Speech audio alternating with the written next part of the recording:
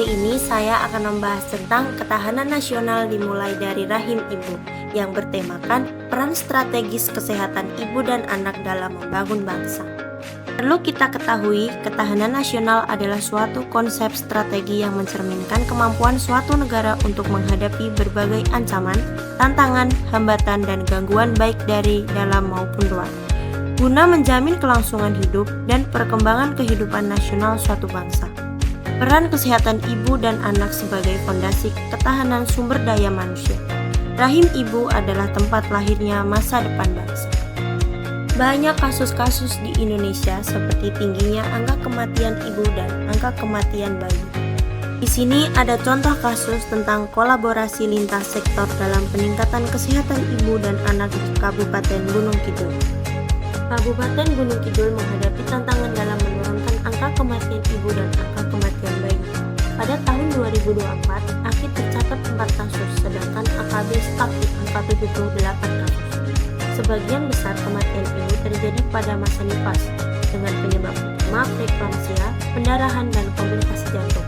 Sementara itu, penyebab utama kematian bayi adalah asfiksia, berat badan lahir rendah, dan kelainan kongenital seperti penyakit jantung bawaan. Dari kasus tersebut, jadi mengapa rahim ibu penting bagi ketahanan nasional? Yuk kita bahas.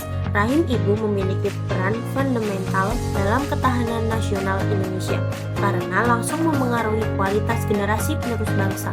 Kehamilan dan kesehatan ibu adalah fondasi utama dalam membentuk sumber daya manusia yang sehat, produktif, dan berdaya saing tinggi. Rahim ibu adalah titik awal dari ketahanan nasional Indonesia. Dengan memastikan kesehatan ibu dan keluarga, kita membangun fondasi yang kokoh bagi masa depan bangsa. Pentingnya perhatian terhadap kesehatan ibu dan anak bukan hanya isu kesehatan, tetapi juga strategi nasional dalam menciptakan generasi yang sehat, cerdas, dan berdaya saing tinggi. Dan juga ancamannya, yang pertama kasus stunting dan gizi buruk, yang kedua tingginya angka kematian dan ibu, dan yang ketiga infeksi dan penyakit saat kehamilan yang berdampak ke janin. Sedangkan gangguannya, yang pertama, kurangnya edukasi ibu tentang kehamilan dan persalinan. Yang kedua, mitos dan budaya lokal yang menghambat perawatan ibu hamil. Yang ketiga, minimnya dukungan keluarga terhadap ibu. Serta hambatannya, yang pertama, keterbatasan tenaga bidan di daerah terpencil. Yang kedua, fasilitas kesehatan yang tidak merata. Dan yang ketiga, biaya layanan kebidanan yang belum terjangkau semua lapisan masyarakat. Lalu tantangannya, yang pertama, perubahan zaman dan gaya hidup ibu hamil yang tidak sehat. Yang kedua, literasi kesehatan masyarakat masih rendah. Dan yang ketiga, adaptasi pelayanan kebidanan di era digital dan pasca pandemi.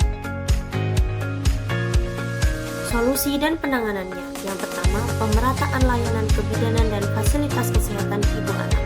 Yang kedua, peningkatan kualitas dan kuantitas tenaga bidan. Edukasi dan kampanye nasional tentang pentingnya 1000 HPK. Dan yang terakhir, integrasi program pemerintah, LSM, dan masyarakat dalam satu visi sumber daya manusia unggul. Nah, jadi apa peran bidan sebagai penjaga ketahanan bangsa? Perannya adalah memberikan layanan dari kehamilan hingga masa tumbuh kembang anak, agen perubahan perilaku sehat, dan perlindungan awal generasi emas bangsa.